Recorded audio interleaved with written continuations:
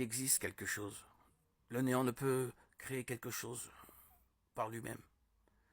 Il y a donc un être éternel qui existe.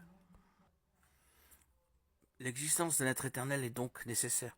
L'athée qui méprise celui qui croit en un créateur éternel n'a d'autre option que d'embrasser l'hypothèse d'un univers éternel. Maintenant, il faut se demander dans quel sens vont les preuves dont nous disposons. Indiquent-elles que la matière précédait la pensée ou que la pensée précédait la matière?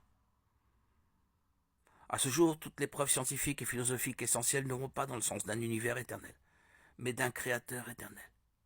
Du point de vue scientifique, les scientifiques honnêtes admettent que l'univers a eu un commencement et n'est donc pas éternel, car tout ce qui a un commencement a une cause. Le fait que l'univers ait eu un commencement est attesté par des preuves comme la deuxième loi de la thermodynamique, l'écho du rayonnement du Big Bang découvert au début des années 1900, l'expansion de l'univers qui peut être retracée jusqu'à un point de départ unique, et la théorie de la relativité d'Einstein. Tout cela prouve que l'univers n'est pas éternel.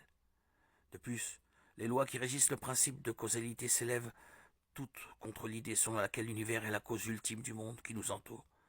Pour une raison toute simple, un effet doit ressembler à sa cause.